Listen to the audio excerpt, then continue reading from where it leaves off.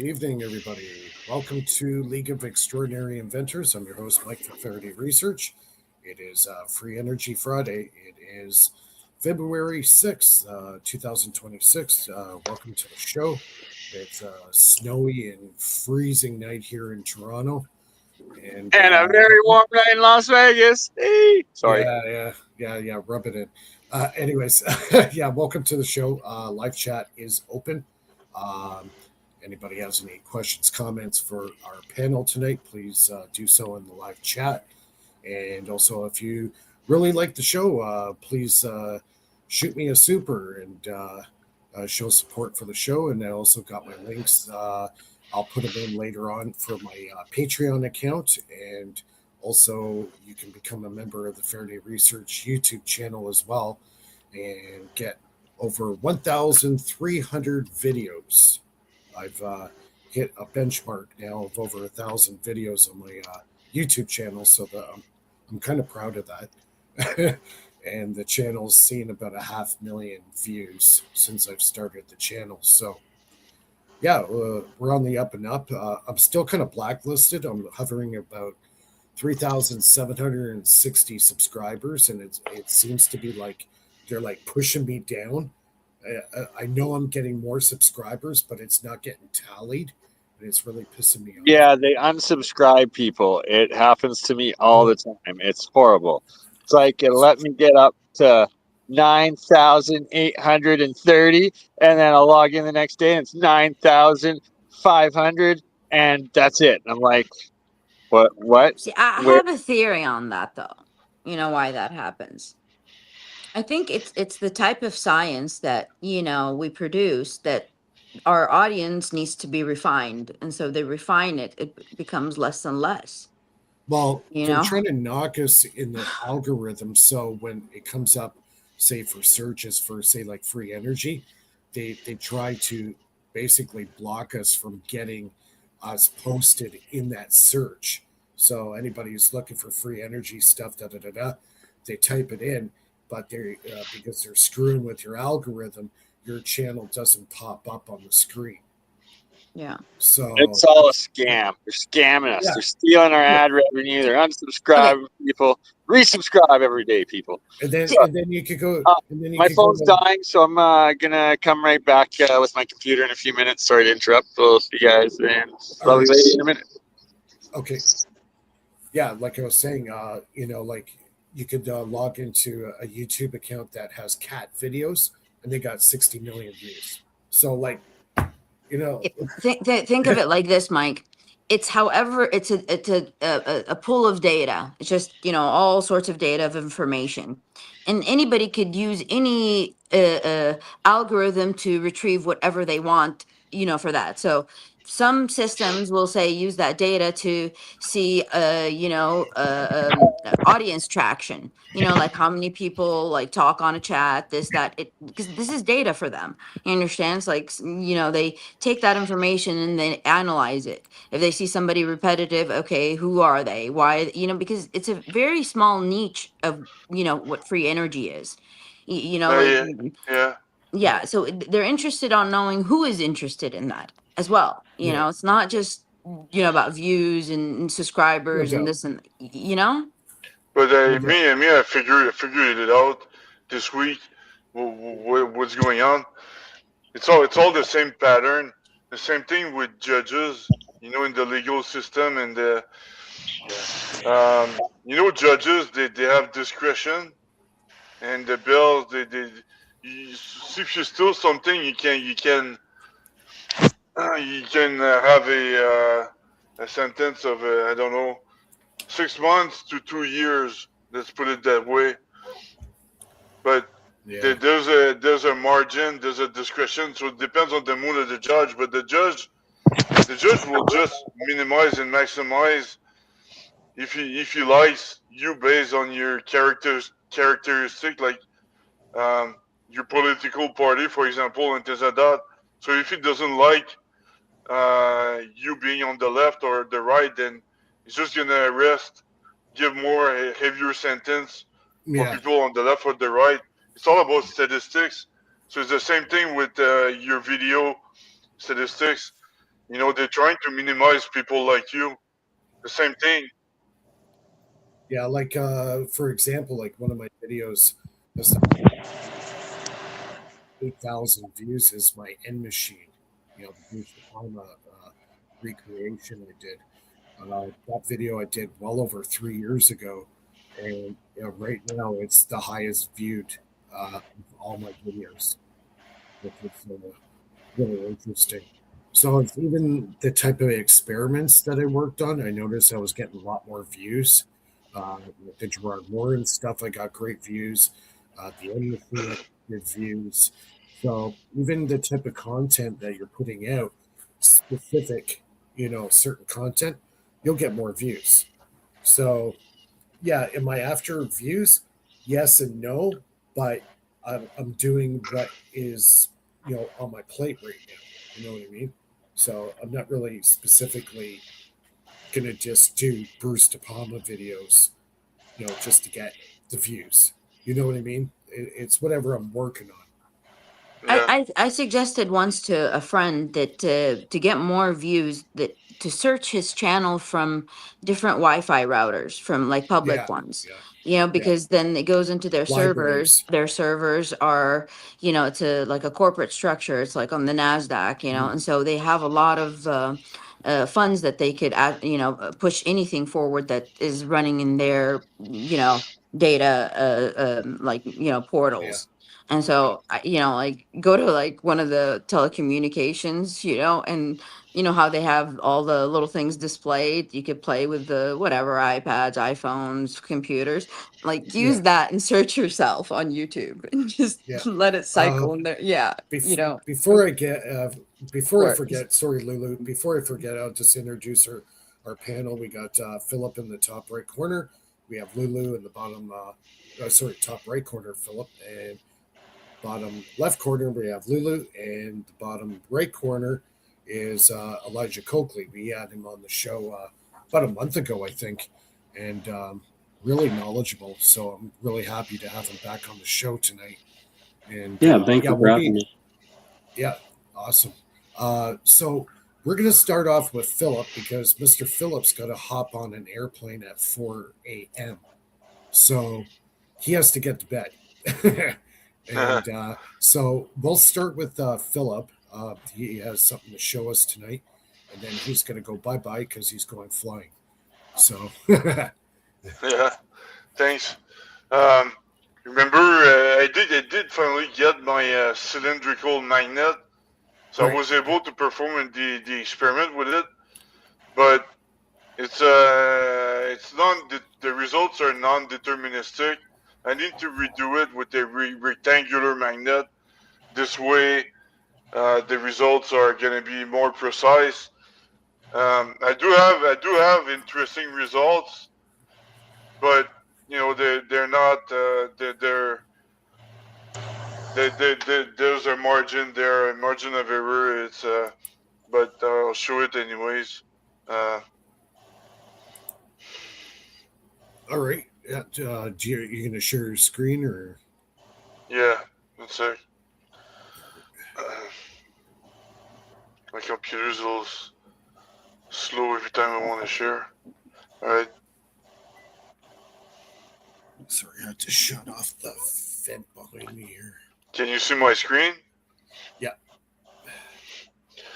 All right. So I got the cylindrical magnet. We can see the weight is 90.218 milligram. Well, no, 90 grams dot 218 milligrams. Right. On the first side. Now I'm gonna rotate it.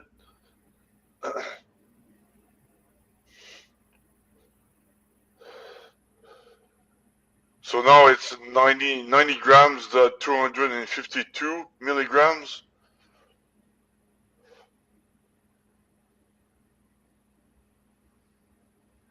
Now it's 90 grams dot 271 milligrams. So what pole is facing us right now?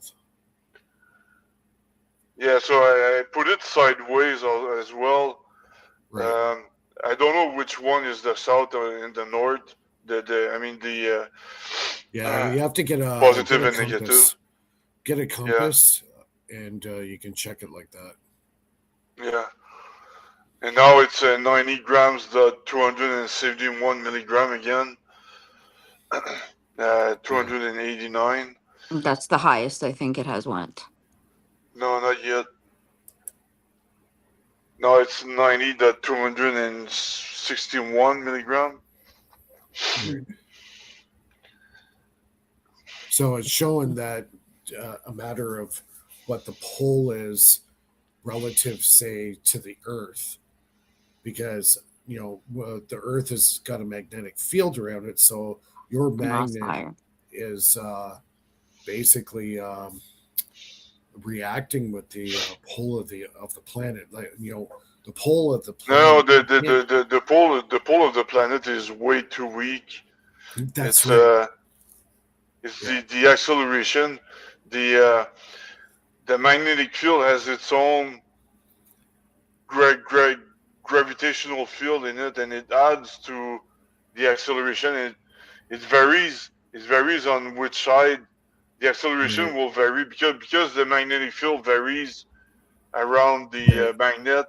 Then the gravitational acceleration will vary as well. So okay, so say if the magnet, the North Pole is facing up, would it be less weight or more weight? Yeah, that's I think it's the that's what I want to test with the rectangular magnet. I'm gonna have more precise results. This is my theory, so kind of write this down. If the North Pole is facing down towards the ground, you're going to have less weight.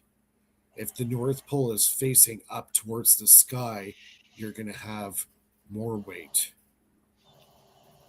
Yeah, and the side on the side is different. It would make sense because like the gravity well and the bottom hemisphere is heavier than the northern hemisphere. I'm just taking a shot in the dark here. I'm not sure if this is correct or not, but my hunch is if the north is facing towards the sky, your weight increases. If the North Pole's facing down, your mass is going to decrease. That's just it's similar to right, it could be wrong. It's similar to the experiment I did before with the spherical magnet. The weight was different, but I need to use a rectangular one. It's going to be a lot more precise than these round ones. So that's food for thought. Now this time is 90 gram dot 310 milligrams. So that's the highest right now. Now, would it also depend on Mike makes a good point. Does it depend on what pole of the Earth are you in the northern hemisphere or in the southern hemisphere? Will the results change? Yeah, that's a good question. I need to fly to Brazil to test it out at some point. Yeah. Anywhere in South America. So, as long as you're below the equator, I think you'll Yeah. But I don't have the magnets anymore because I don't need them anymore. I just did the test and they're quite dangerous. If I move my stuff, I don't want anybody to be hurt. Who would get rid of magnets? That like they're the fun things. I collect these things. Like I'm always like, okay, this is a cool magnet, and this one's cool, and this one could you never throw magnets away. Those are the cool things. Yeah, but no, it's pretty dangerous. I can tell you that if you create your own gravity well. You create your own gravity well in space because you're condensing so much magnets, in one place. Could dilate time. Yeah, exactly. Create a local time dilation. That'll be fun. What I learned is really cool about magnets is that they can pulse. and they can invert their polarity, and you can pulse them like Sparky Sweet to where the pulses provide way more magnetic energy than the base level magnetism. Right. So you would be like, if you put a counter magnetic force on it, you can cause, the permanent magnet to go into oscillation, which increase the amplitude of the wave. So, yeah, I totally agree with that. Like And I learned barium titanate is a phase conjugate mirror, and it's also a ferroelectric material, right? And so Yeah. like you could have different niobium batteries like potassium niobate or lithium niobate, and those are also phase conjugate mirrors that are ferroelectric. Yeah, I have quite a bit of barium titanate. I was able to get, a mason jar. I got one that's about half full. It's probably worth about $2,000 or $3,000 worth. So Wow. barium titanate's expensive. And I got the nano powder, so it's even more expensive. We'll try putting it on some plates or something and making a phase conjugate mirror out of it for negative entropy. And if you pulse at 100 to 400 hertz, it might make some gravity modulation. Or maybe a standing wave? Maybe would that cause interference with an AM band radio? Yeah, it should, but that would be like in the higher frequencies, and that would be more in your energy domain. So Okay. you'd want to go lower frequencies for your gravity domain. Okay. Now, if I were to hook up an oscilloscope, would I be able to hook up an oscilloscope to this so I could actually see some kind of result? Well, you're not going to see the scalar wave component that is the compression of the matter itself, but you might see some variation in how the charges move depending on your circuit, right? So you'll see like the frequency changes possibly or amplitude changes of the electromagnetic component, but Right. it really depends. Yeah, because I'm trying to think how I would be able to prove that's what's happening. So I need a testing device to actually, you know what I mean, test and actually know that that effect is actually going on. It's not always the easiest. Are you all right, like guys, talking about an? Well, I'm have a gonna. safe trip. Sorry, Lulu. Have a I'm safe. just gonna go. Yeah. I'm just Okay, gonna go Have a Philip. so you safe Thanks a guys trip. lot. can. Yeah, have a safe trip to San Diego, and we'll chat hopefully next week. Thanks. I'll send you postcards. Meanwhile. Yeah. Okay. All right. Safe Have a travels, safe guys. trip. Yeah. Sorry. Go on. I lost my train of thought. No, Elijah, you were saying something. Like some kind of way of testing this to actually show the effect.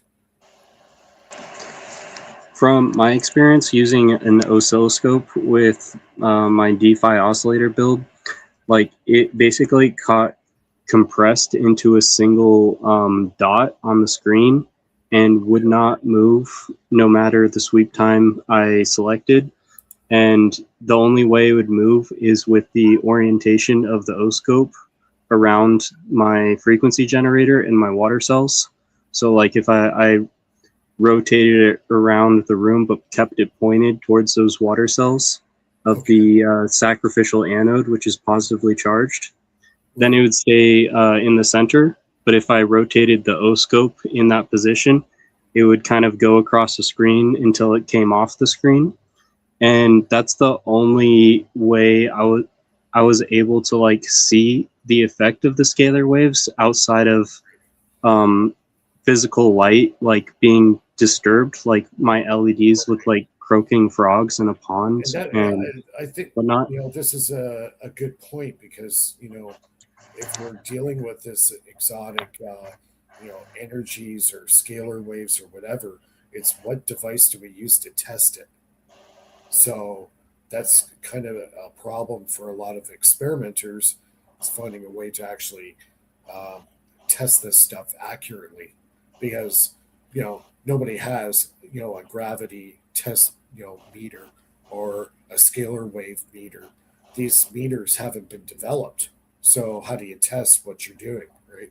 Well, I have a So question. Wouldn't your compass still, like, the compass would shake if, you know, it would for momentarily, like, it would change the arrow, with these waves. So if you had a bunch of them, like, and I was thinking actually this for my own, experiments, getting like the fish lines and hooking those little round, the little round compasses, but the ones that have like the swivel in them, right. yeah, and just dangling them and having a camera from top to see how the field moves. And when it's, do you Mm. understand? So maybe it could be, but I don't know if you can attach a sensor to these things to read it digitally. But with a camera, it could be viewed, and you would have all these little ones, and to show you the field, because the How little about the arrows late would. now scalar waves? Would they affect a laser? Yeah, they can. Just like how, in theory, light bends. It's really going in a straight line, but the ether is what bends, right? And so it follows the straight line, but you might see it in a third person view bending from your perspective. I know the Russians have a lot of this stuff figured out, and Yeah. Tom Bearden has written about it. I just need to read more and learn more of like how to build my detectors, because I've thought about that before too, and I was thinking about using like LEDs on like a wand where the wand is like an antenna. And then, like, if I see a drift velocity, it could make a forward voltage to light up the LED. And then I know the intensity based off of my proximity to something and the light of the LED that's lighting up. So, like, green has a certain value, and so does yellow and red, and so on and so forth, right? So, Right. Interesting. That's I really found that yellow lights up the most difficult with scalar waves, but red, green, and blue light up just fine. really. Yeah, and yellow has like the hardest time burning out, but also the hardest time lighting up. And I have no idea why, but Interesting. That's something I Blue was guess. the hardest achievement. It took the inventor like over, I don't know, 20 decades. Yeah. Not 20, Yeah. yeah, The blue 2 decades, LED 2 decades. Yeah, apparently was really, really hard. yeah. And go figure, it's probably the most widely used We color wouldn't spectrum we of wouldn't them all. have the technology that we have today if it wasn't for the blue LED light, the little blue diode. Yeah. Yeah. Light emitting Yes, diodes. Yeah. yes. Yeah. I I lit have. them up pretty easy. Well, they did, just a regular light, and then they did. I think the second color they did was green, and then they got the red to work, and then for the longest time they were trying to get the blue LED, and finally they did it. So I have a lot of blue LEDs that I use testing for my cells. And speaking of which, I found a new material, a new super material, and I found it in the most unlikely place possible. And this could be a total game changer for making a solid state or quasi battery. And when I found out, I was just like, you gotta be freaking kidding me. I was just like, really? So I'm going to get that material this week. It's readily available, and it could be a big game changer in my quasi solid state battery design. So this will make, you know, the cell work and say from a few months to maybe 5 or 10 years of life to increase the longevity of the cell greatly. So, yeah, pretty. What is that material? Okay, I'll give you a hint. Uh, when I found out what the material was, I almost peed myself. There's your hint. Hmm. I know what it is. Well, I'm not gonna say, but I know what it is. Go ahead, say it. Oh no, I'm not gonna say. It's Yeah, yours Is it to just say, but I paper? know what it is. What's that? Is it Okay. paper? No. It is a material. It is I guess you could say it technically when you get it, it's actually in a powder form. Uh, but when exposed to water, it absorbs water uh, basically about 400 times. It absorbs water 400 times to its original mass. You're So not talking aerogel, are you? it's similar to an aerogel.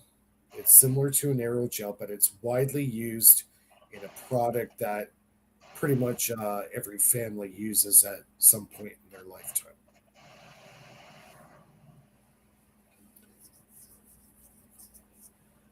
Not Okay. some like polyethylene glycol 3350 or something like that. I don't know. Nope. Okay. Okay. I'll stop beating around the bush. Here's your last hint. It's something you put on a baby. Oh, okay. So it's like the diaper material or the baby powder or something.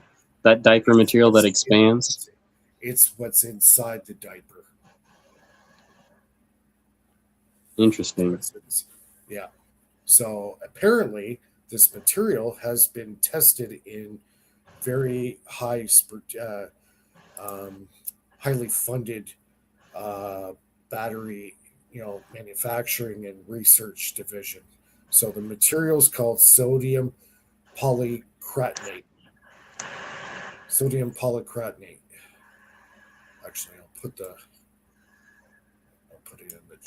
Sodium is very interesting because it's one of the few things that has a very narrow band gap with its photoelectric effect. And Okay. you can spread that band gap when you expose Okay, it to a magnetic field, and it'll also so amplify. I just put it on the screen there. That's what the material's called. So it absorbs water.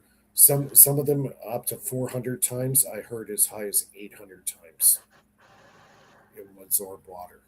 It's like the So Orbeez, the Orbeez.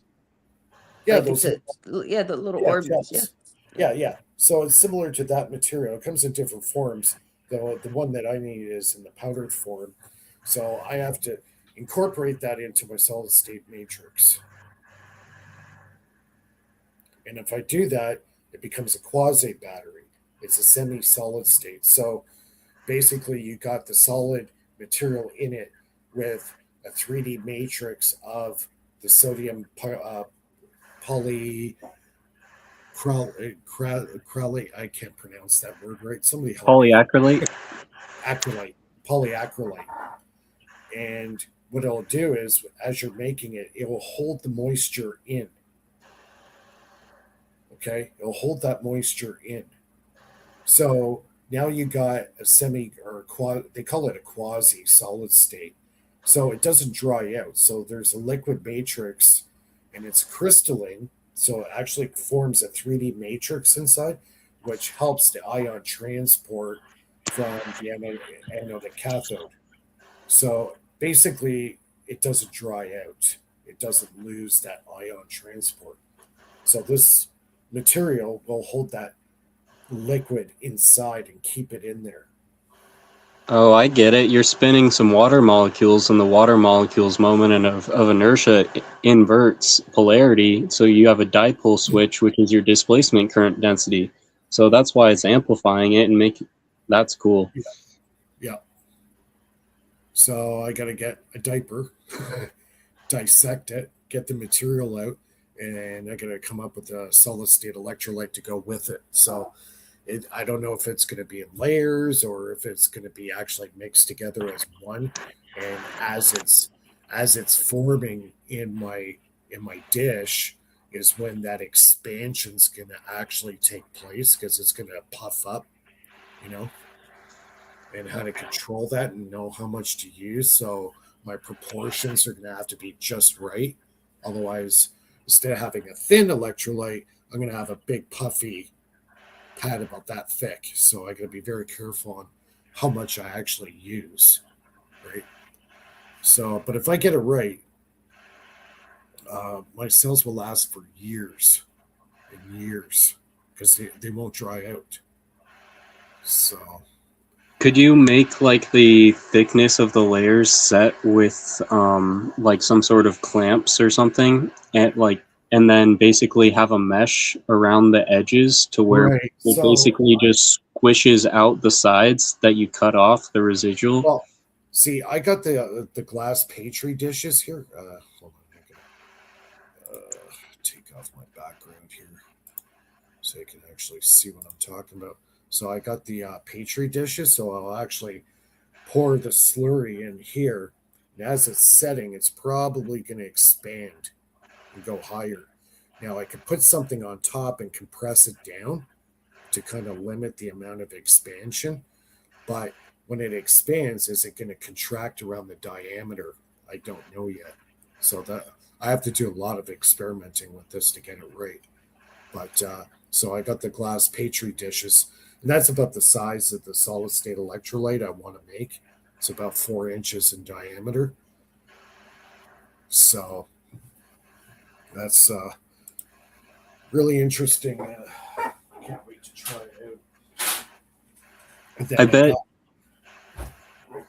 Go ahead.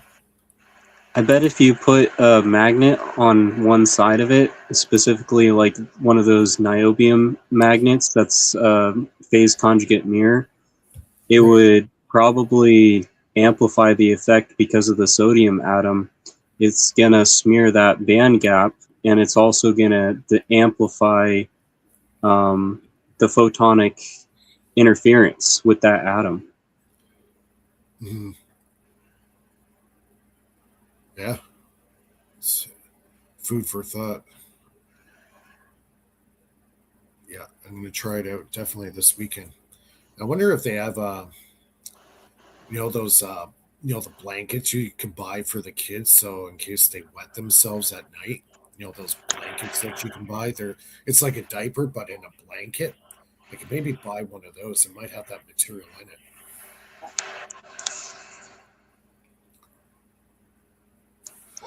Not a bad idea. Yeah, it's a white powder. I know there is ones they were talking about that actually look like a gel polymer, and I've seen them before in a diaper. They look like little balls, and they're like gel. But anyways, when they get the water in it, they just puff right up. I believe some feminine products could also have that stuff in there. Yeah. Oh, yeah. Like, the pads for women's pads and stuff like that. So I'll just kind of read a little thing here that the chat did. Sodium help me out again. I keep screwing up this name. Polyacrylate. Thank you. This is a magic ingredient that looks like tiny white crystals when dry. It can absorb between 30 to 800 times its weight in liquid, depending on the solidity and transforming into a solid gel. Let's see. Disposable diapers almost exclusively use a mixture of sodium picrate and fluff pulp as an absorbent core. What was the other thing here I wanted to read? So yeah, like 800 times. That's a lot of it. Wow, that's pretty impressive for absorption. So it's a polymer. It's actually considered a polymer. Absorbent polymer. Yeah. And you could even try doping the solution with different things like electrolytes, like sports drinks, and put that in there. Yeah, well, that's I have my concoction that I've come up with that seems to have very good results. It is when it dries out is the problem. So I'm going to use that. Plus, I'm also going to use another. What do you call it? Like, it's not a polymer. Well, yeah, it's a polymer PVA. And I'm going to add the PVA to it to kind of encapsulate the entire thing. And PVA is used widely in solid state technology. So, yeah. What if you One use time, silica beads? Like the the little beads. If you Probably crush them, similar. yeah, Yeah. crush them to like make them fine powder, and then use them as a layer. Yeah. They should be absorbent. Yeah. It's probably similar to what's used in diapers. Like the metasilicate can be used as like almost a broadband amplifier because it's so amorphous, it'll get a bunch of different band gaps. And then like maybe that doping material could spontaneously polarize the dielectric. Like one time I made a peg cell with polyethylene glycol 3350 and just sports mix, and I was measuring it, and it went from like 1.5 volts to like 45 volts, and then it went up to like 75 volts, and it did it for a whole minute, and then it stopped, and then went back. Yeah, on my multimeter. What was your cathode? I had aluminum foil, and then I had like activated carbon on one side that was like welding blanket, but the welding blanket didn't work so good. I think it would be better to have like a activated carbon rod or something like that. Yeah. And you got 45 volts out of it? Yeah, it went up to like 75 volts, and the effect lasted for like a good solid minute. And I was measuring between the polyethylene glycol itself and the aluminum foil, shoving one probe in between like two foil layers because I had like folded it up multiple times. Okay. And those were my two measuring points. And I don't know what caused it. And like I've had some spontaneous polarization events happen, but nothing that large. And the only time it happened that large, I had some sort of like sports mix in it, like you get for like hangover cures or just like electrolytes, you know what I mean? I heard something crazy. I don't know if this is true or not, but know that drink Monster? Somebody told me, or I've seen on the internet, it could be total BS, that it's radioactive. There's a radioactive component to it. That color, if you put it up to a black light, it glows. That's gnarly. Yeah, like what's the drink again? Monster. No, the big cans. Oh, just Oh, wow. Yeah, apparently, if you take that drink and you pour it in a glass, shut the lights off, and put a black light on it, it'll glow. And if it glows, that means there's a radioactive isotope in that drink. Now, here's another one. Speaking of which, I'm glad I brought it up. A friend of mine in the building has pre-1900. Some people might have heard of it. They're called Vaseline glass. And it was made with uranium glass. Uranium. Yeah. He has one, and he has not just one, he has several of them, but the one he has apparently had the highest percentage by weight of uranium in it. It had 20% uranium in this glass. Man, this girl that on Marketplace was selling her grandmother's old china, like for maybe a couple $100. We're talking a china full of uranium glass. She like, didn't know what to do with it. She's just like, if you want it, come pick it up. But yeah. Like here in Texas, it's so popular. It's so popular. Yeah. You can buy these you can buy these online right now, but they're a lot less uranium in it. I think it was before 1930 they were making them. They were like an orangey red color, and a friend of mine in the building has one of these, and I know it's old. It must be 1900, maybe even before. It was exactly that color. I thought they were green. Those are the new ones. No, that's the newer ones. The original ones that came out had the most uranium. They were orange red color, and they were 20% uranium by weight. They don't make them anymore. Like this, that ended, back in the 1930s. Anything made after 1930 only had 1 to 2% uranium in it. And the way you test it, you put it in a dark room, shine the black light on it, it glows. That's the uranium giving off the light. So I think I had a set of bowls I would eat out of that were that uranium ceramic. but I wanted to test it, eh? So my Geiger counter is at my locker. Well, the last month it's been like minus 30 here. So last week I went and tried to open up the friggin' lock and the thing's like frozen solid. I'm like, oh man, really? And even if I did get locked de-icer, I'm not guaranteed to get this thing open because it's been so cold. My truck door lock froze the other day, and I had to basically take a lighter to my key and then shove it in my keyhole, and that did it. Yeah. What state do you live in? I live in Oregon. Oh, you're in Oregon. It's that cold? Yeah, it's been super warm here. It's kind of weird. Oh. Yeah, it's been like, right now it is 2 degrees Fahrenheit right now. 2 degrees Fahrenheit in the city of Toronto right now. That's cold. Yeah, it is. You'll be jealous if I tell you how much it is here. Don't go there. You're rubbing it in. I know you are. You got that smile on your face. I mean, I looked at the temperature while you were telling yours, and I'm like, oh no, I shouldn't tell him. Never mind. No. Yeah, don't bother. I'm suffering here.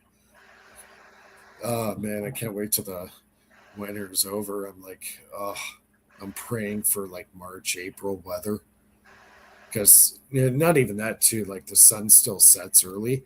Like here it is now setting about 5:30, where just before Christmas, it was setting at like 4:40 in the afternoon. Like it was dark. So early. Too early. Oh God. Oh, I hate that. I hate it. So Well, just now use the this time to relax and enjoy life. Enjoy, your That or go yeah, insane. use it that way. Yeah.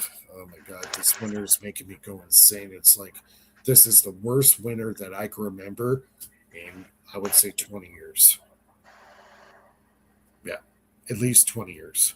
I think the last bad winter we had was 1999. Yeah. So, yeah. Have you heard of the woodpeckers that the Soviets made? Yes, I do. I know very well about the woodpecker. Yes.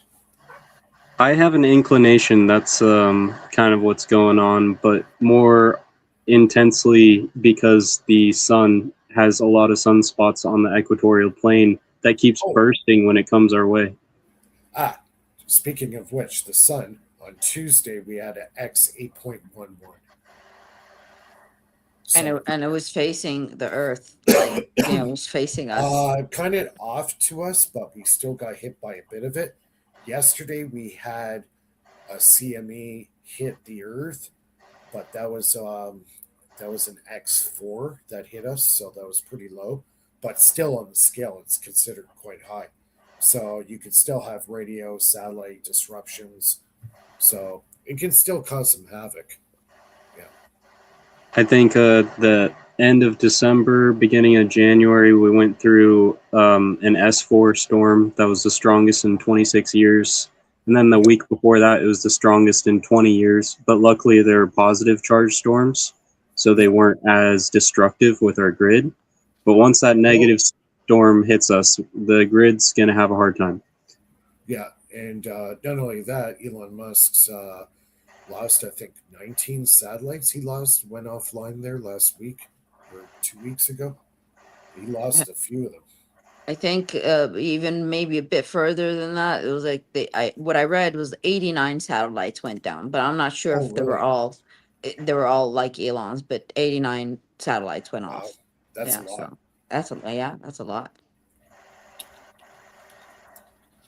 All that space junk up there. My God.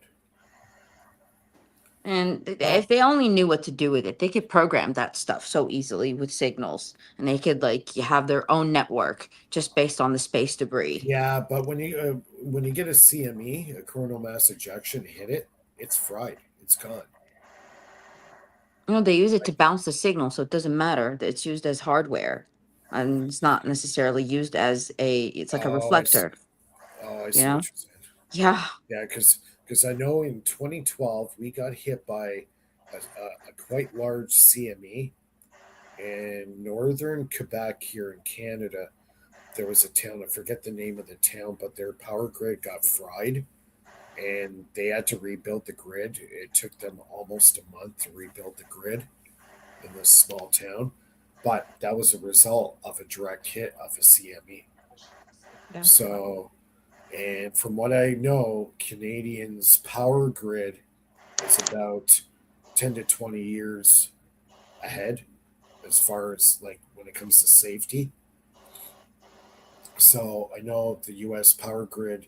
Actually, I know somebody who works for the U.S. Power distribution in California, and he has, they call it where he works. They call it Command Central, and they they they scan all the different areas of California, what power is coming into California, what power is going out of California. They track all the power distribution, so um, it can be very volatile because if you have one side go down, it can affect the entire grid throughout all connections. And when we had that giant power failure back in 2003, it was in August, where basically the whole eastern seaboard, right from Georgia all the way into Quebec and Ontario, was completely in the dark. So apparently, the power failure supposedly happened in Canada. They're blaming us for it. But because of that power failure, it cascaded all the way through the network, all the way down the eastern seaboard. So it, it can affect the entire chain, right? That's So amazing. That's it amazing. Like it's a cascade. Yeah, it's a cascade It's a effect. Yeah. cascade. And I remember it well. Like where I lived at that time, we had no power for, yeah, it was just over a day with no power. Like we're worried that we were going to lose our food in the fridge and stuff like that. It caught everybody off guard. It's like, you know what? This is kind of a wake up call. We get hit by one good CME, uh, we got major problems because you got how many nuclear power plants in the U.S.? What, 50, 100, something like that? not Oh, even. I have no idea. okay, so say you guys have 50 nuclear power plants in the U.S. and we get hit by a giant CME. All those power plants go Fukushima on you, all at the same time. Because if you don't have electricity, you can't keep the reactor cold. If you lose all your power, you have not enough backup to shut those reactors off before they go supernova. Well, So when that's the electricity goes down to these reactors, the control rods get dropped because they're magnetically suspended. So oh, to keep them operated and on, you need electricity. But when you lose electricity to the system, they automatically shut off by drop because uh, electromagnets holding those control rods drop. right. And so Hmm. I worked That's in good. the specialty alloys that actually makes those control rods, and I found out from that job that they are more safe than what public perceives them to be, and especially low energy nuclear reaction stuff that's more in today's realm of physics. That Yeah, I heard that apparently from Bob Greener that the Department of Energy now wants to support Leonard. So I think things yeah, are changing, and that's I good. think the grid getting shut down, like you're saying, and our vulnerability is a big wake up call, especially because of the scalar technology that various countries have, like the Russians and Right. like And Chinese I'm probably. yeah, the Chinese too probably Do you know because like there's something called the Demon Core, like part of the Manhattan, I think, project, and like the scientist got radiation poisoning and died because he was Yeah. trying to wedge or he wanted to etch to stop the nuclear whatever, Yeah. like a screw. Yeah, and then somehow it slipped out of his hand. The thing collapsed, and it just shot like a huge dose of radiation on him. But then I think that was it's called the Demon Core. Well, Ontario Hydro made a big headline this week. They've perfected their micro nuclear reactors now. So you can basically put one of these reactors in an average size factory. So you don't need a ginormous facility that would take 10 years to build. Now they've got these reactors small enough now that you can strategically put these anywhere in the city as long as it has a water, source to keep the reactor cool. Boom, you can hook it right up. It would only take about a month to hook one of these systems up. So yeah, a lot smaller in scale, yes, but nuclear energy, yes. The technology's it's just getting better and it's getting smaller, more modular. So there is, a future for nuclear, I think, but I think they should try to go towards thorium, a thorium reactor, because you don't have the nuclear waste problem. You don't have to worry about burying this stuff for the next 10,000 years because it's so highly radioactive. I wouldn't want it for the future generations. It's not necessary on this planet. Well, If, you know like what, anything. Lulu, we know better than them, but they're going to go their own way with this energy stuff. They'll use whatever they think is going to be the best for all, right? We Well, already like have tried that, and we had like mass casualties because like what, we haven't learned the lesson. Like, what is it? It's funny. It's, well, it's like even where they built these nuclear reactors, like Fukushima was built like on the worst possible area. Okay, the only reason they put it there was because they had access to the ocean, right? As far The as the water, satellite we have imagery still picks up radiation in the water. It's oh like the yeah, yeah, like oh till now. yeah, like our nuclear reactor that we have in Pickering, Ontario, it's built on a fault line. Now, what rocket scientist decided to build a nuclear reactor on a fault line? Like, what were they thinking? Like, I can't understand why you would build a giant nuclear power plant on a fault line. It just blows my mind why they Does would do that. energy pass more through on a fault line than anywhere else, or no? Like, is it a Okay, natural energy corridor, a fault line? no, No. that fault line, if it ruptures, you got a major earthquake and say goodbye to your nuclear power plant. So why would you build a nuclear power plant on a volatile piece of land? I have an answer for that. And my answer is that the oil companies benefit from various nuclear disasters because it creates propaganda out of it. And that's why we've had Chernobyl and Yeah, Fukushima, because that was intentional. And it was intentionally set up so that the oil companies can reign, right? Because 2/3 of the power production where I yeah, live, even though I live in a hydro state, is still right. coming from coal and natural gas, right? And Yeah, so I think that's the real agenda behind it. And a lot of these older nuclear technologies aren't that safe. But when you look at Martin Fleischmann's work and the Martin yeah, Fleischmann Memorial Project by Bob yeah, Greenyer, you yeah, see that the outputs from these reactions are everything that plants need and love and thrive on. So you could yeah, actually make a hydroponic system and a low energy nuclear reactor that is coupled to the environment, getting more excess charge accumulation to be harnessed and utilized while simultaneously feeding plants inside of a house to where you could have your yeah, walls living, growing food and power at the same time. yeah. See, the problem is I solely believe in a decentralized power system. I always have, always will, because the government wants to control your power distribution. So if we're misbehaving, what do? Shut our power off. And then we can't do anything about it. We put too much power, no pun intended, to the government. If you go on a decentralized system where everybody is energy independent on their own, if things happen, cataclysms or natural disasters or whatever, you can worry about your own power grid. You're self-sustaining. I just believe in a decentralized system. That's my opinion. Me too. I'm right there with you. And that's why I'm passionate about this stuff, because everything is connected to power, the cost of literally everything and our sovereignty.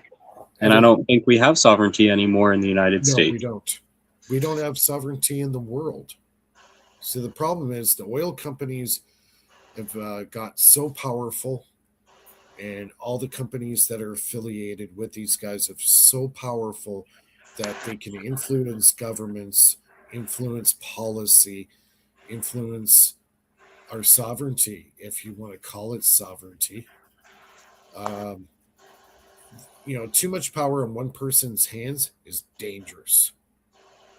See, sometimes some of these laws that come out, it's not fair. Like something comes out, it's logically or historically, it took time for it to trickle down to the individual before it was, it becomes a permanent law. With today's day, something comes out, you don't know that, like we're not glued to the TV as, people. We not every little law that comes out, so we assume on presidents and no, it's okay, whatever it is. All of a sudden, a lot of the things that are, we thought were our, freedoms aren't freedoms. They're not freedoms anymore. No, From the smallest of scales, like, now, for example, if you receive a citation and if you refuse to sign it, you get arrested. Yeah. Okay. Why? Because, they need you to sign this. Back in 2020, that you had the right to refuse not to sign a citation, and that was, part of your constitutional rights. Now it's they can arrest you if you don't sign a citation. So, a lot of our civil rights are being diminished. That's honestly. It's all being eroded. Yeah. And when you have, say, 5 major corporations in the world control everything, that is so dangerous for society. It really is. Because if you take away the lifeblood of these cartels and start generating your own power, running your own house, providing electricity for your own vehicle, you're energy independent from the system. So when we talk about free energy, everybody thinks it's you're getting free energy from the space. No, that is totally wrong. What free energy is not having to pay for it. That's where everybody's gone wrong. Free energy means energy independence, being able to generate your own energy yourself without having to use the exchange of currency to get it. If you're generating your own power yourself, that's what free energy is. Everybody says free energy. Oh, you're getting free energy out of the air. You're doing this. You're doing that. You're breaking the laws of physics. No. The tech part, okay, we understand what the tech part is, but the free part, everybody gets wrong all the time. And when people say, oh yeah, free energy, I cringe every time I hear it, because they don't know what free energy really means. Free energy means energy independence. That's it. And they probably also don't know that every battery with its dipole is already getting energy from the vacuum, and that's how it's really working. And all the wires of the grid are a dipole, which is transmitting energy via the vacuum. And they don't know that every generator with its dipolarity, is already an over-unity generator with more output energy than what it took to put in. They just loop it back to where they're magnetically breaking every generator to where, and they're switching it in such a way that they're losing 2/3 of the energy in transmission. But if they just had basically no current until the load, all the wires would basically be open to the environment and superconducting, basically. And then the scalar waves would collapse at the load and then generate the current there where all the heat is. And there's no problem there because then it actually gets used at the source where you need it to. And like the whole thing is set up for us to fail. And the reason I say that is because I live in a place where, you know, I was renting a house and I was generating my own power, doing what you were talking about, and reducing my power bill and try not to backfeed because I'm not allowed to, because they won't let me have a backfeed permit as a renter, you know. And then the power company hits me up and calls me up and puts the thing on my door, and people start coming around my house and checking my meter at nighttime and all this stuff to and I'm like, guys, let me apply for a backfeed permit. You know, I'll go crazy on it and I'll provide energy to the grid that's phase locking. Let me do it. And they just wouldn't let me do it. You have to be a homeowner, which means you have to get a mortgage, which means you have to be in debt, which means you're contributing to the gangbangsters and their profit. So it's all set up to fail, to trap you in a system. It's 100% agree with everything you said. As far as the energy part in a generator, the generator doesn't create power. The energy around the coil is already there. The only thing you're doing is taking a magnet and brushing it by the coil. Everybody thinks that energy is being drawn into the coil. No, the energy is already there.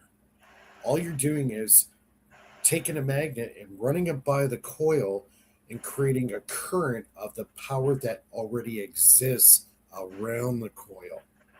The coil's not good point. Exactly. So it's like a differential between the two frequencies. You're just manipulating. You're just manipulating the energy that's already there. You know, even having charged particles and the atmospheric energy being drawn into it afterwards. Definitely, that's happening after. But my point is, the energy's already in the coil. We don't see it because there's no current moving. There's no voltage reading. You only get the effect is when you put that magnet across the coil fast, which creates a current. The voltage or the power itself is already in the coil. This is where people have to look at a different way of looking at things. The energy's already there. The generator doesn't generate nothing. All it's doing is creating a differential of the field around the coil. That's all it does. It doesn't actually generate power. You cannot generate power.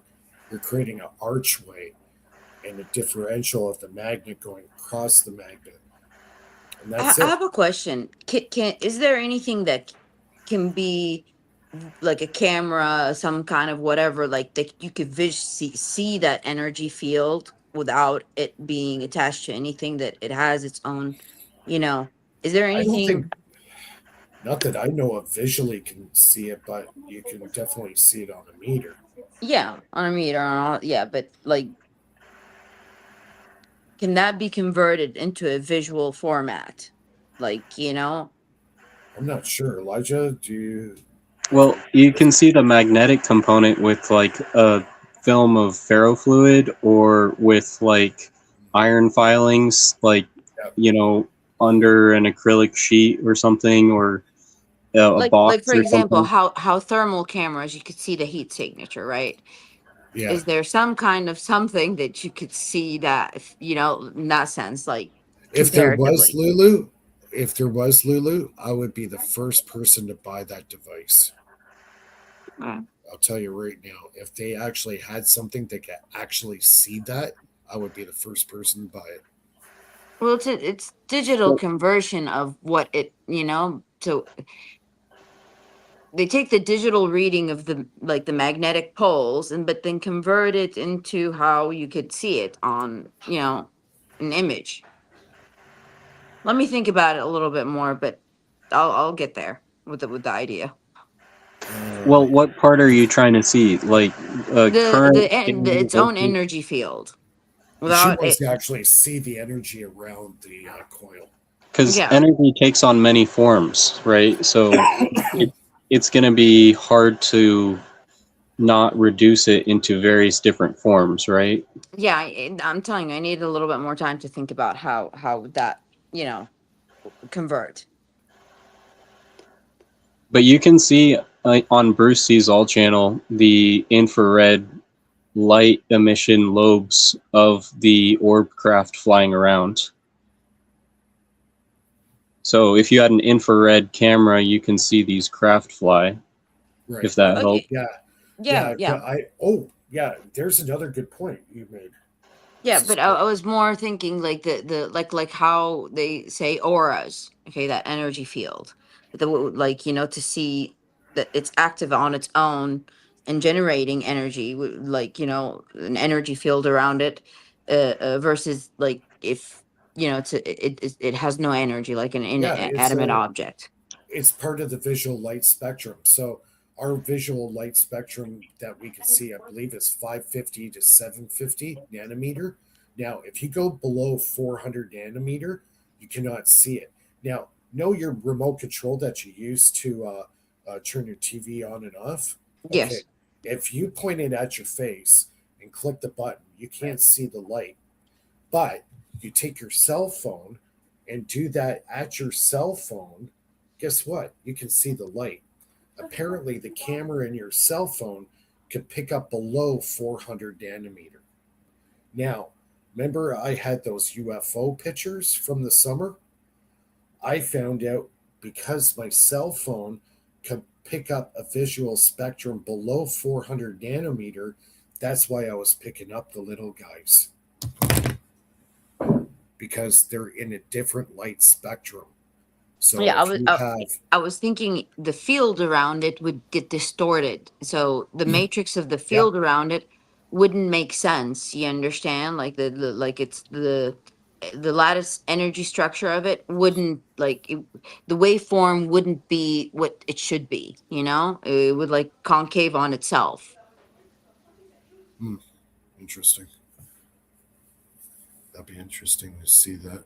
But I know from like when I was taking those pictures of the orbs that day, when to my eye, I couldn't see a damn thing. I could only see it after I took the picture on the phone because my phone picks up lower than a 4 nanometer light spectrum, where my eyes can't do that. I'm locked into a window about It's that like big. it's like a tube. Okay, like how the little inflatable like the little circular tubes. It would be like around it, but so the thickness of the field would be distorted because it's Yeah. like it's collapsing in on itself, Yeah. So it wouldn't be like the natural cascade, but it would be more like rounded, like inwards. So the whole like arc of that energy field wouldn't follow a straight line. It would follow like a straight and then curved, and it would feel like it's falling back down, like distort that, Elijah, can cats pick up this spectrum? Somebody's saying cats might be able to see a lower visual light spectrum than we can. I'm not really sure, but my inclination says yes, because I've had cats all my life, and I own a cat currently right now. And she looks at things like inquisitively all the time, where I'm like, what are you looking at? Yeah. And I try to figure it out. And like when I was doing my scalar electromagnetic field experiments, she'd like come over and like check things out and like look at it and be looking around the room. And like I'd go like get shocked or something, and I'd go outside and like the birds would like follow me around. Like it was super weird, but like they'd like come up close to me and like hop down the trail if I was walking down a trail or whatever. Like maybe you charged yourself with the Orgon. wonder if we Mythology can says that cats are interdimensional creatures. So, go from there. Well, I find cats kind of interesting because if you look at their eyes, they're the only animal other than a snake that has a similar eye formation. Their iris is shaped up and down. It's not like ours is round. Their eyes have a different pupil. They're the only animal that with a pupil that shape is the feline. All other creatures, they all have round iris and pupils. I find that kind of interesting. So maybe that's right. Maybe their eyes can pick up a visual light spectrum that we can't pick up.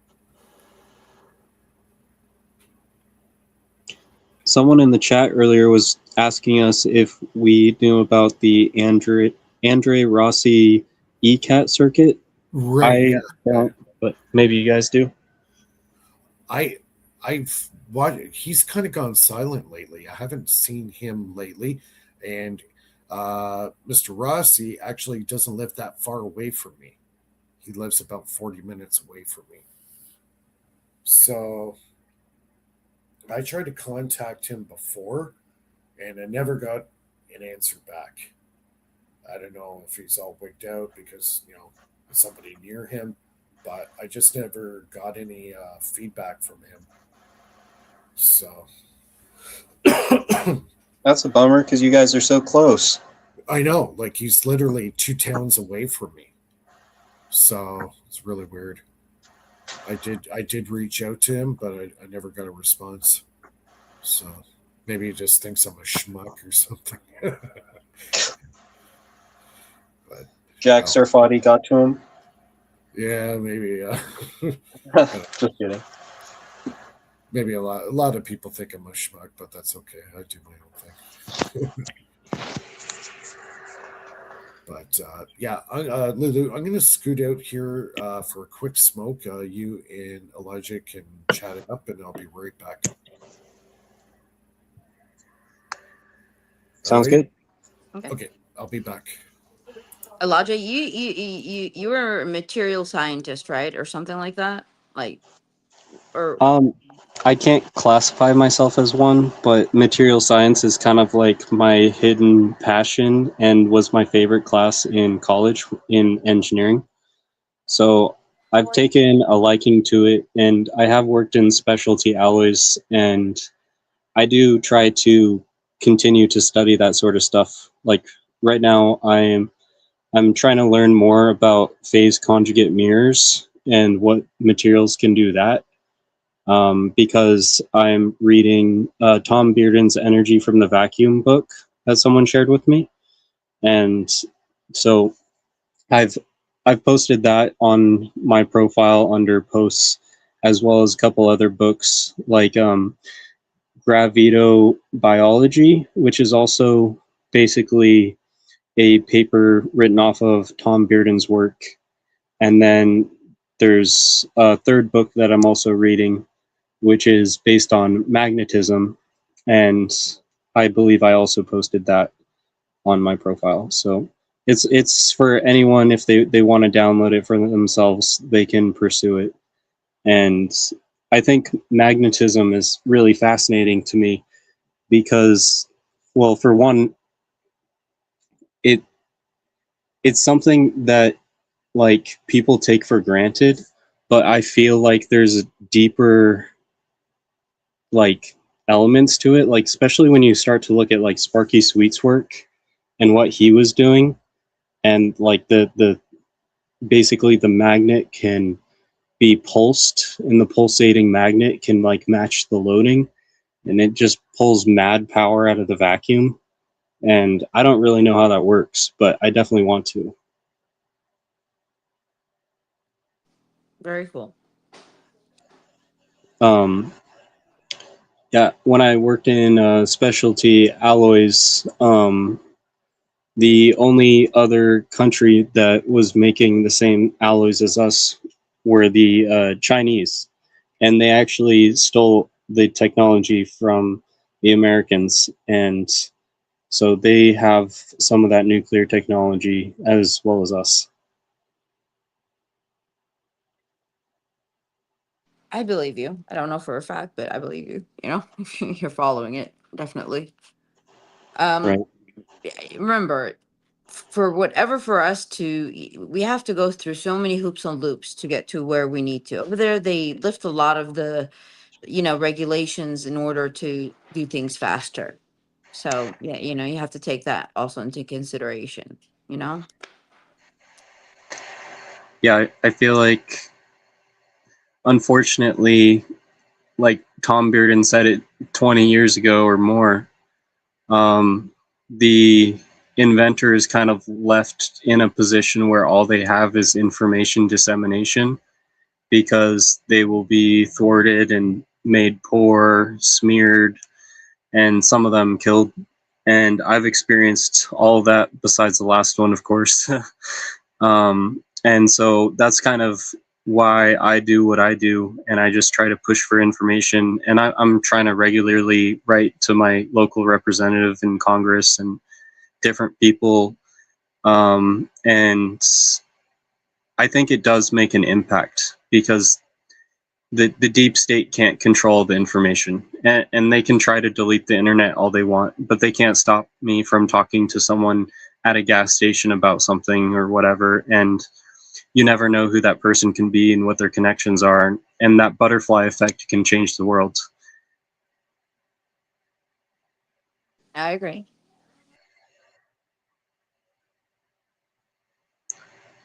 But yeah, what are you working on, and what is your passion? I'm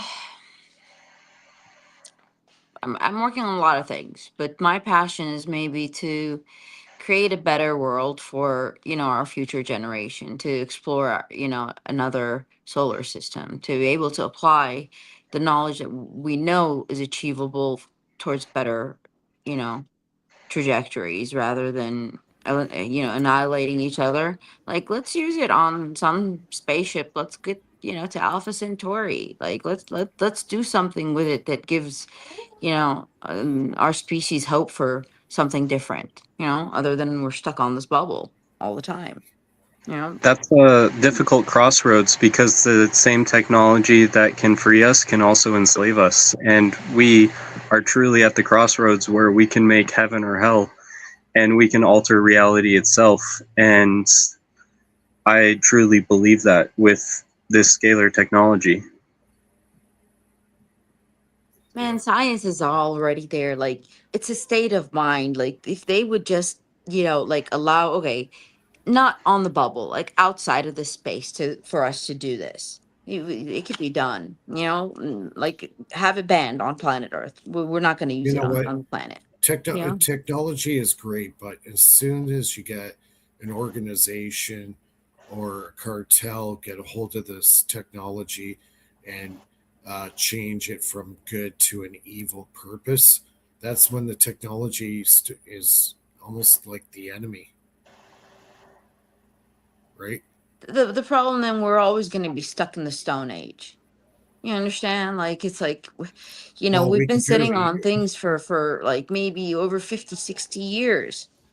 We're yeah, not moving forward. we can very easily bring ourselves back to the Stone Age. That's the scary part. Are we stupid What, enough to like, do it? modern, I hope like, not. call it, right, to what we know, we currently are as if we're in the Stone Age. You understand? Like, Yeah, but comparatively. well, compared to our society and the way we look at ourselves, we're technologically advanced. To other species that are out there, probably not. We're probably like ants to them, you know, zoo animals, you know. But to us, we're pretty technologically advanced. We do have the capability of making ourselves go extinct. Yes, we do. Are we stupid enough to do it? I hope not. That's all I could say on that. I hope not. All right. In Oh, political terms, we need a skiff. before we can talk about the, like more of the details. We need a skip. Yeah, Yeah. but I don't know. I think socially, I think our society is at a crossroads because now we have this AI creeping on us, which can be um, uncharted territory. I think our technology is going faster, evolving faster than we are as a species. So it's like giving an AK-47 to a 3-year-old, right? So, are we going to have enough mental capacity to know how to handle this technology? Oh, we lost Elijah. He dropped off. Oh, hopefully he'll jump back on. Yeah, it's like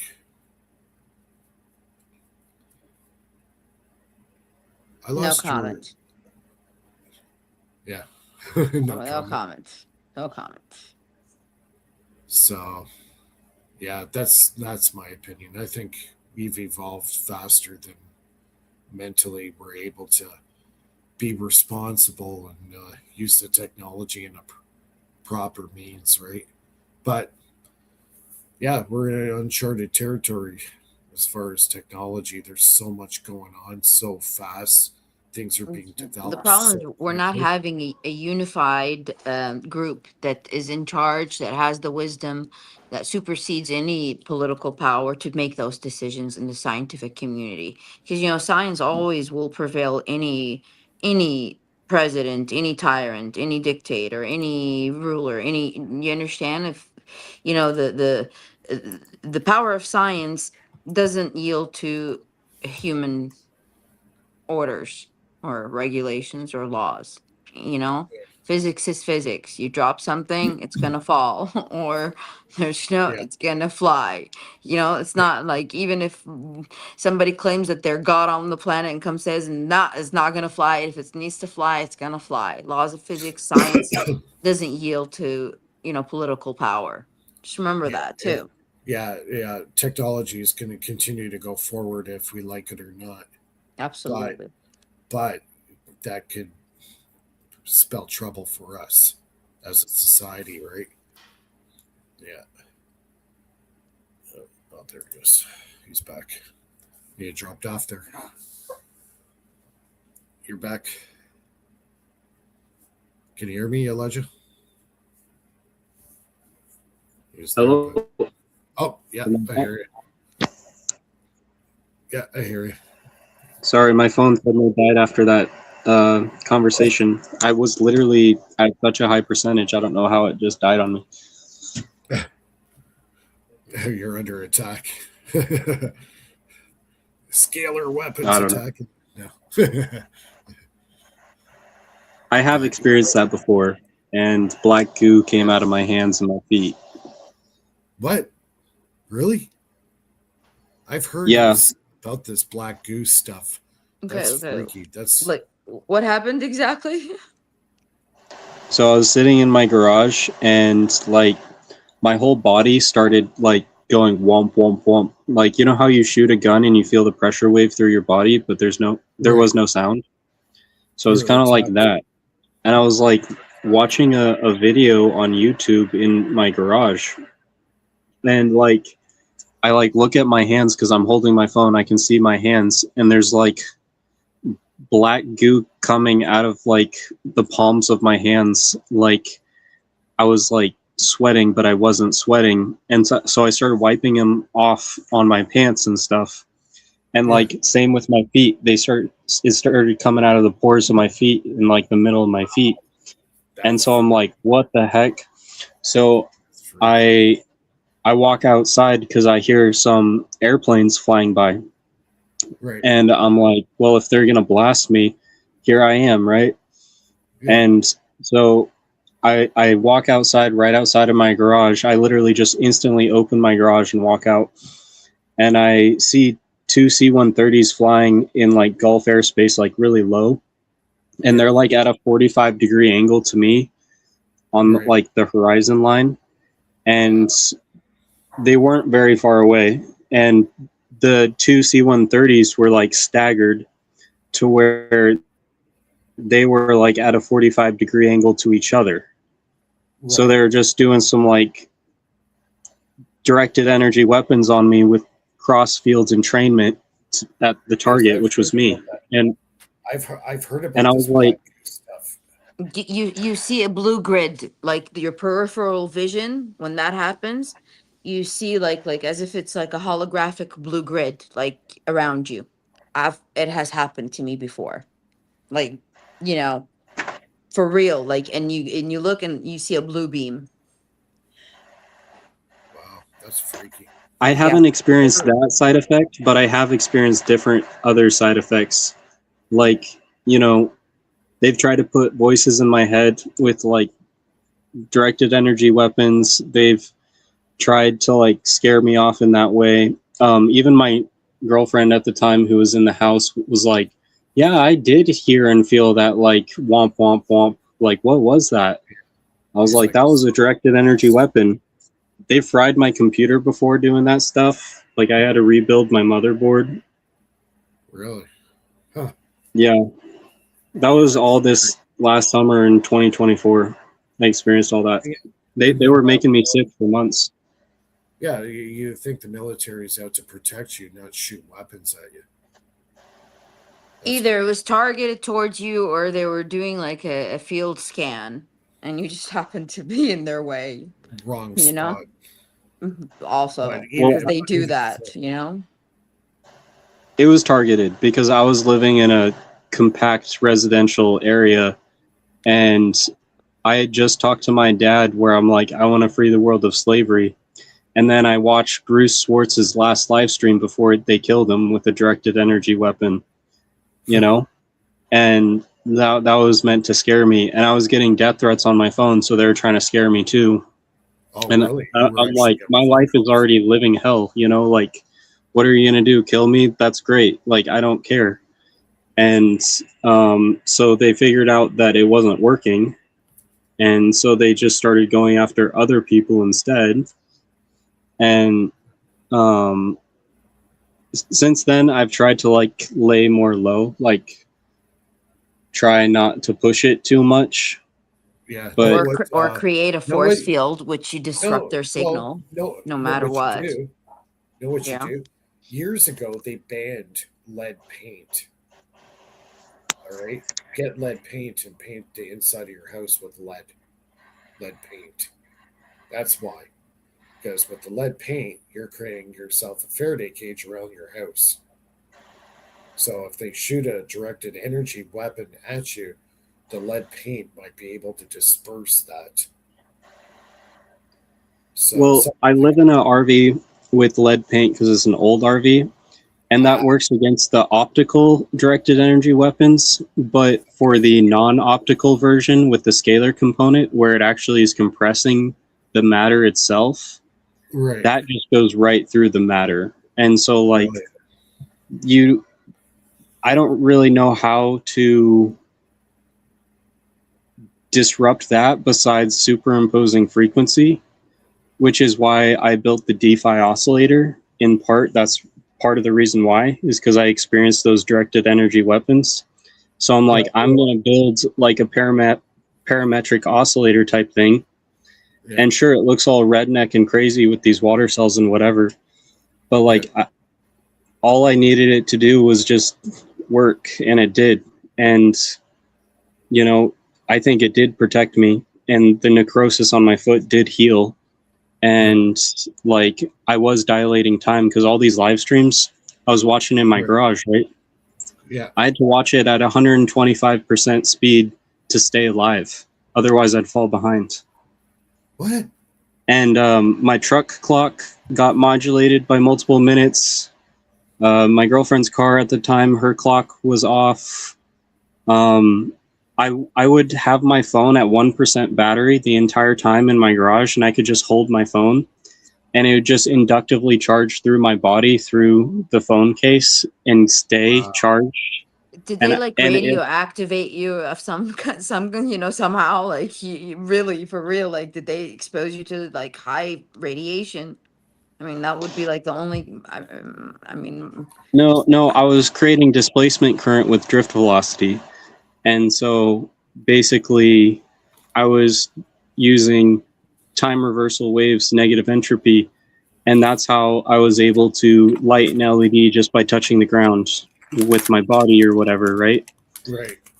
And so it's kind of like the free energy that Nikola Tesla developed for the entire world, because these scalar waves will go around the entire world. And I figured out you can shake the water of the entire world as well and affect the global weather patterns. wow, that's big. That's a big one. Like weather manipulation. Oh, There was a guy that came out not too long ago. He worked as a chief firefighter at the South Pole. And he said they developed some energy weapons out there. They were like little soccer ball type devices. They were called DOMs. And they had several hundred of these and several kilometers around in a grid pattern.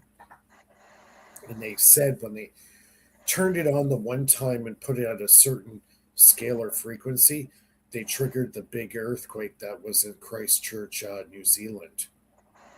And that was a result of that test, which was an accident. They didn't mean to do that, but that's what happened. So I'm wondering if that technology is something what they were using on you. Something like it, that's for sure. Yeah, definitely. And to be an antenna, to receive a signal, if you input energy, you become a transponder, right? It's that simple, right? Yeah. And so, like, negative entropy is only achievable with input energy from somewhere, right? Mm-hmm. Yeah. That's mind blowing. I can't believe that happened to you. But now there was a guy years ago. I heard this interview. I forget it was who did the interview. It was really old. It was probably from early 2010 time frame.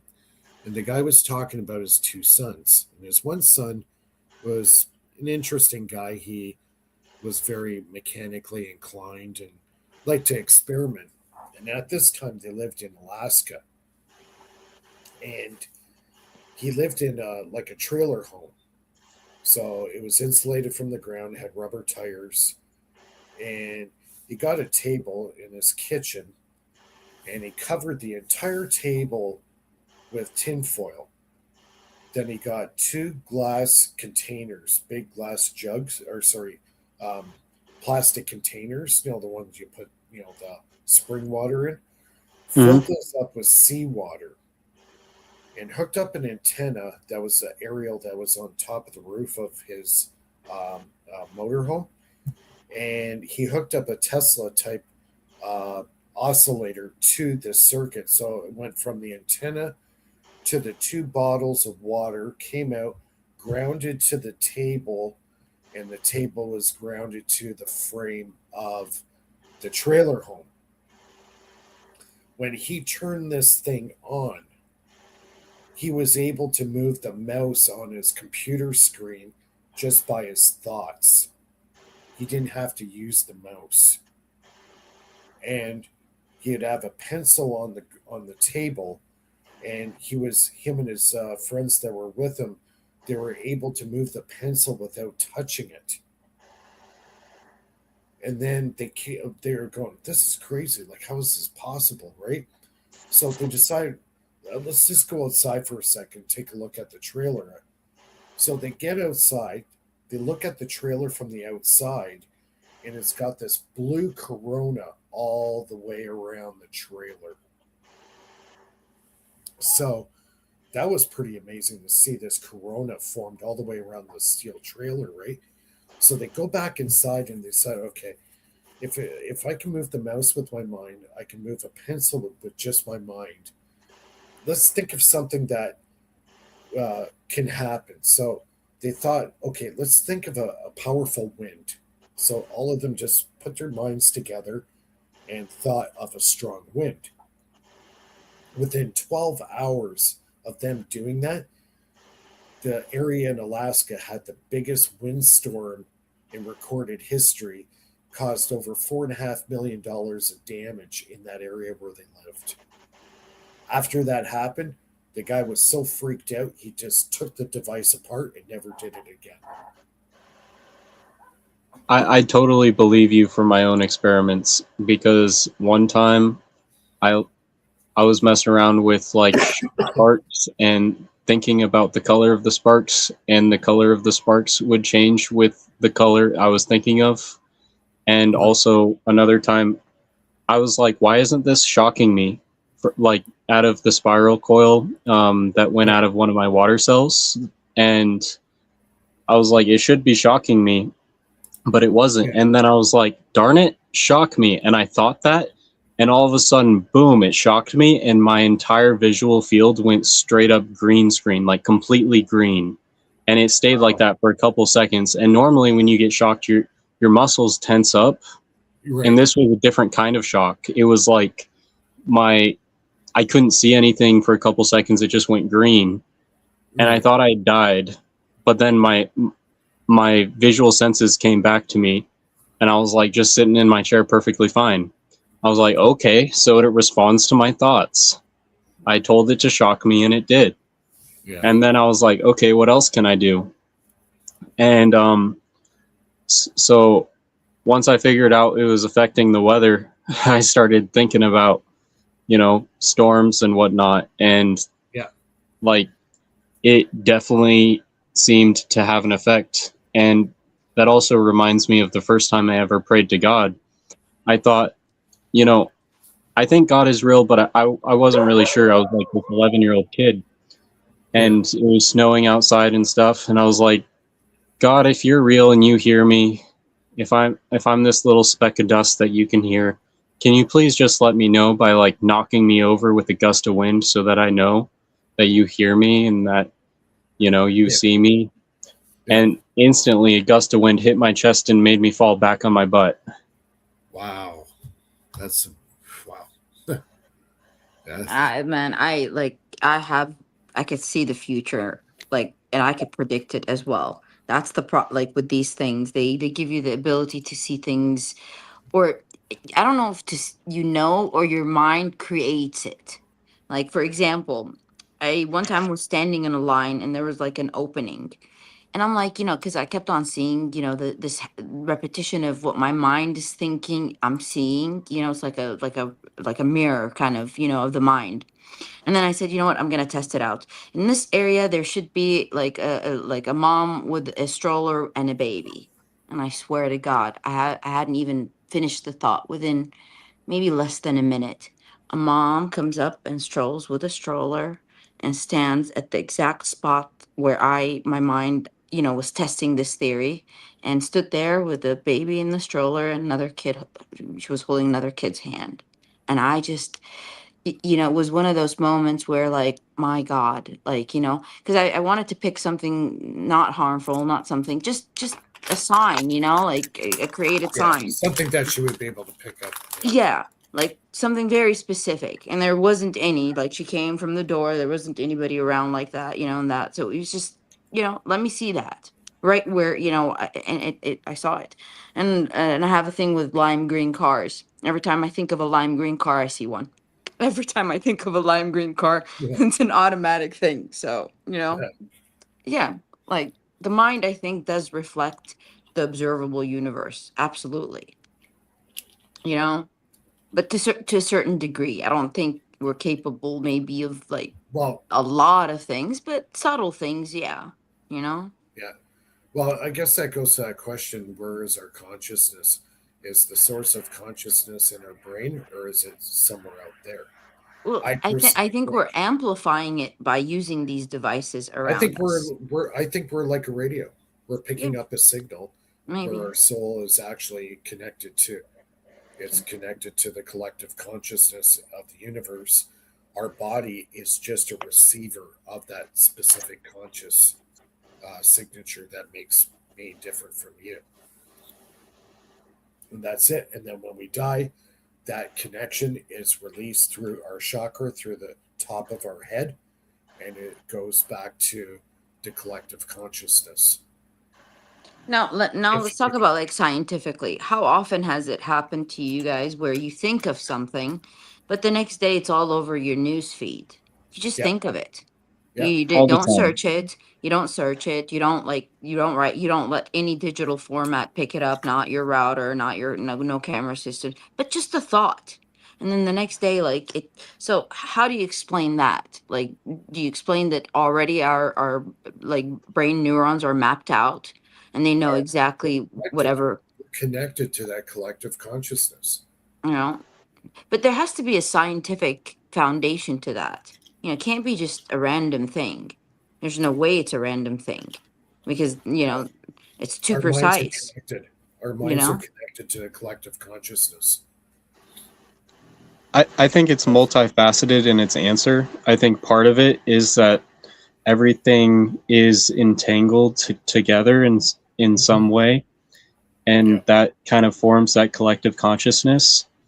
And the nucleus of the atom observes the time reversal waves, and the orbital of the atom observes the time forward waves. And so we mostly process time linearly through the protium atom tunneling through the NH3 into the NH3 molecule, becoming NH4, and that forms a charm cork for information storage. And through that tunneling process, I think we start to tap unobservable things that are non-reductionist, but then we simultaneously are storing information in a more reductionist linear format of forwards time. And some people, can process time more non-linearly than others.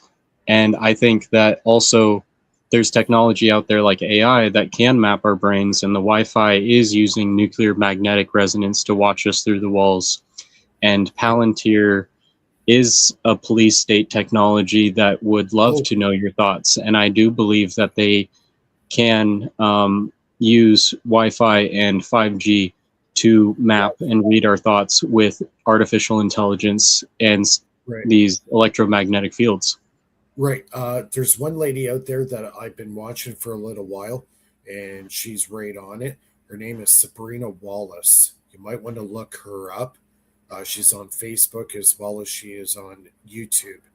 She did a live stream the other night, and she worked for one of these big tech companies that were working on this technology back in around 1997 timeframe, and what their motives were for actually connecting our biofield to the technology and doing a whole bunch of invasive stuff to our bodies, making us sick. And and that's really what COVID vaccine. It's not really a vaccine, but that's what it's really about, right? Part of it is they're trying to turn off the gene responsible for critical thinking, but part of it is to build nanotechnology in our body, which actually goes into the chemtrail technology, because that's what's contaminating us with, aluminum oxide and silver. And then they use these materials and they structure them in the body in self-assembling robots. And they're literally using these. So they they're bounce signals literally off making of people. they're making much. transistors in us. They're putting transistors in us and putting them together with wires, and the bacteria form the wires, and that's what you're seeing in the snow of these webs. And people are reporting that they cannot melt the snow. They'll put a flame to it, and instead of melting like water, it's melting like plastics. And they were showing, I forget who posted it, but he actually had a graph, and he did spectral analyze the snow of heavy metals, radiation, everything, and the levels were just completely off the chart. Like they were like scary. And because they can create an endothermic reaction with the radar from airports, and the 1420 megahertz beams that were supposedly from World War II to find and watch for airplanes through clouds. Well, that doesn't make sense because That's Wi-Fi, and it doesn't penetrate clouds. It structures the cloud, right? So they're actually using it for the Foo Fighters in World War II because they didn't know who was who, and so they're trying to down these craft. But then they figured out, oh wait, we can use this to induce the nucleation process of the endothermic reaction, like the lasers can create Bose-Einstein condensates, right? So, like by basically using the optical switching to minimize the global movement of the molecule so it nucleates, and that's how they can input energy, overcome the Gibbs free energy, and simultaneously create an endothermic reaction that becomes a positive feedback loop. And then that contaminates all of our food and our water and our bodies, and then they can make basically transistors in us that are uploading all of our bio hardware, like your heart rate, your blood pressure, your blood sugar. And apparently there's people that are in the grave now and they're still transmitting these signals because it's gone into their bones. Right. Man, that's scary. That's scary. Like, yeah, like using humans as, an antenna. you know. and- Yeah.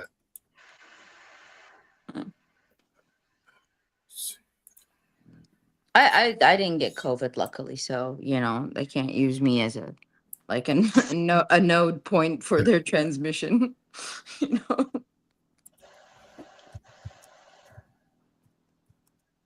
Somebody's saying my microphone's too low. Is it better now? I did an adjustment.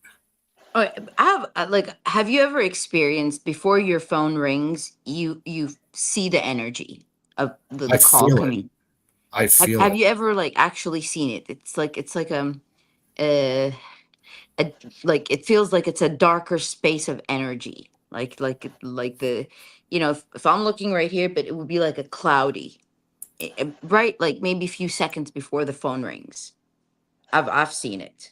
So don't tell me that's not nothing.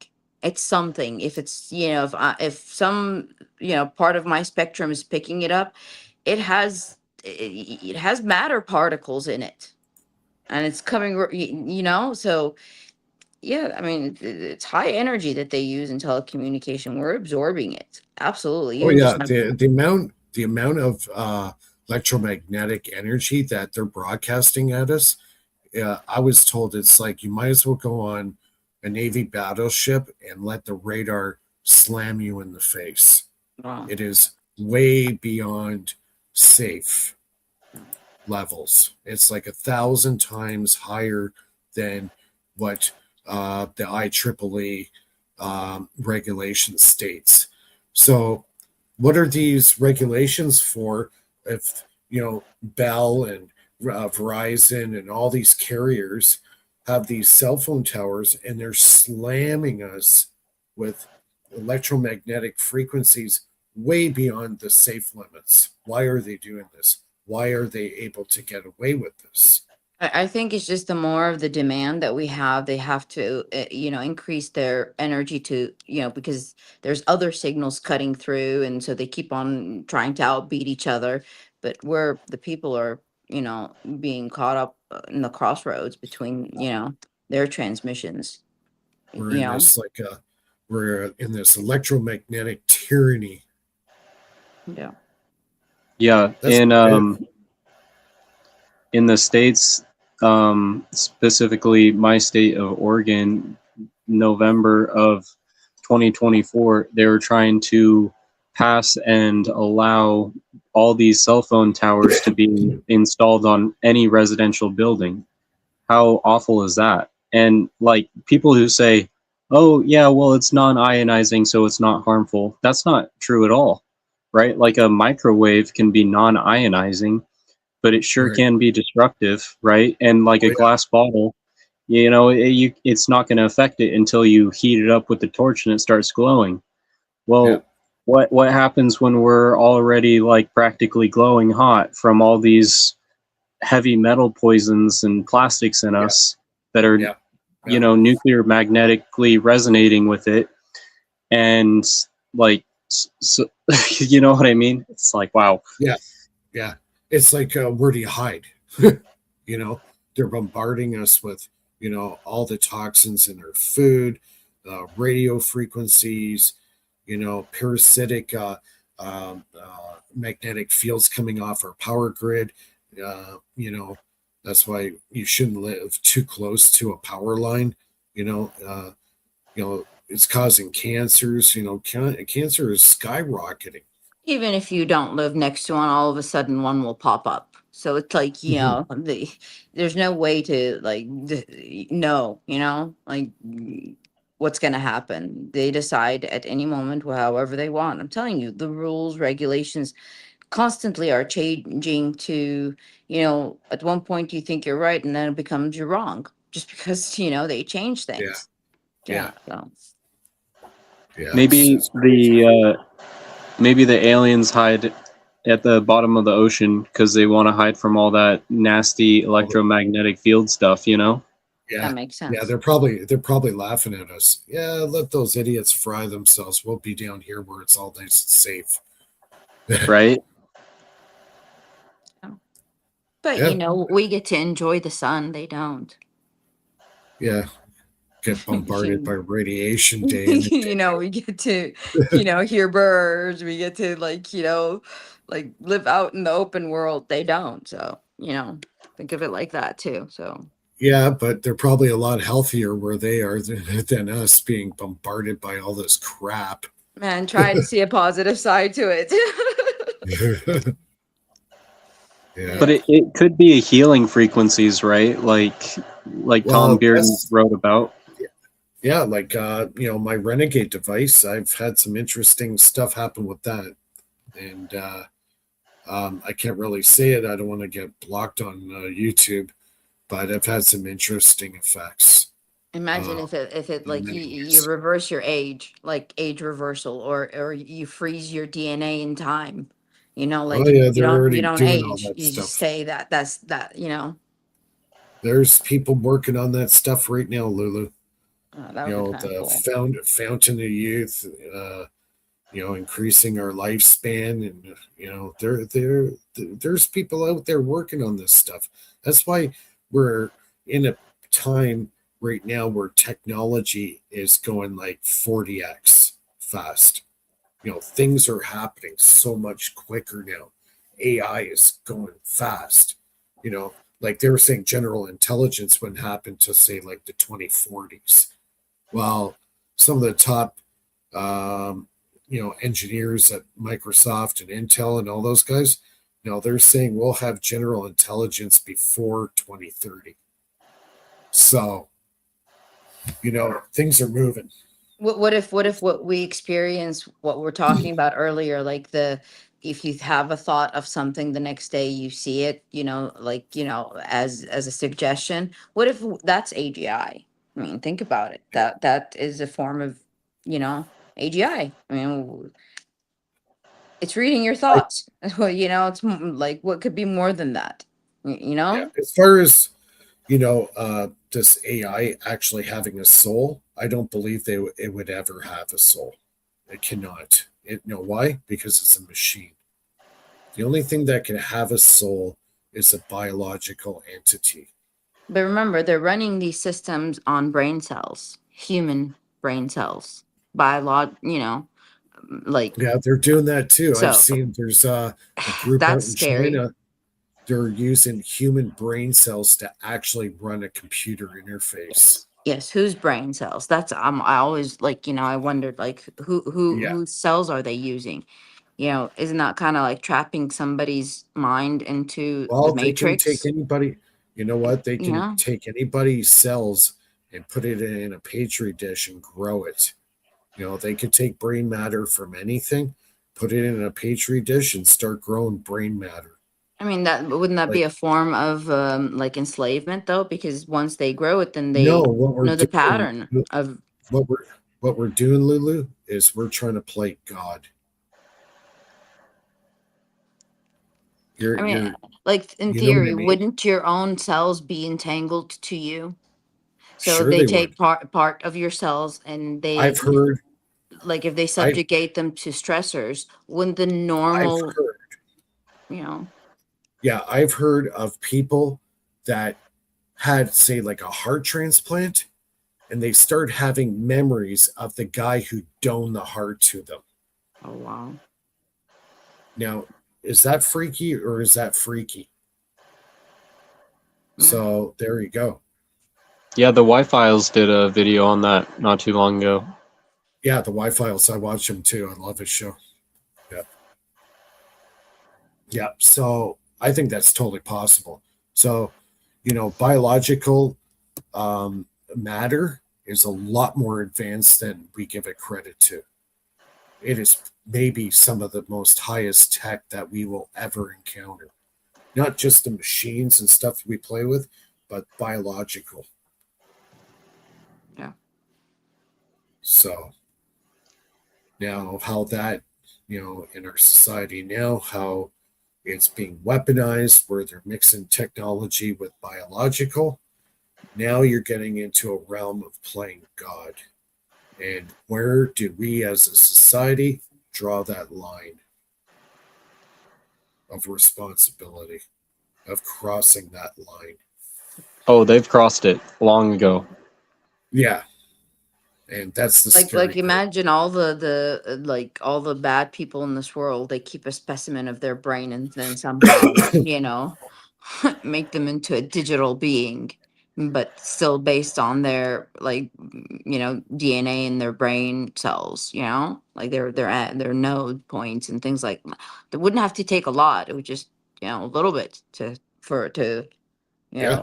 They yeah. just need a little smidgen and they can grow your cells in a petri dish. Like we're playing God here. Like like you could go back to the Bible if you want to, in the days of Noah, where all this stuff seemed to be going on. You had Nephilim, you had the giants, you had all this crazy witchcraft going, and God just finally had it and said, you know what? We're going to wipe the slate clean.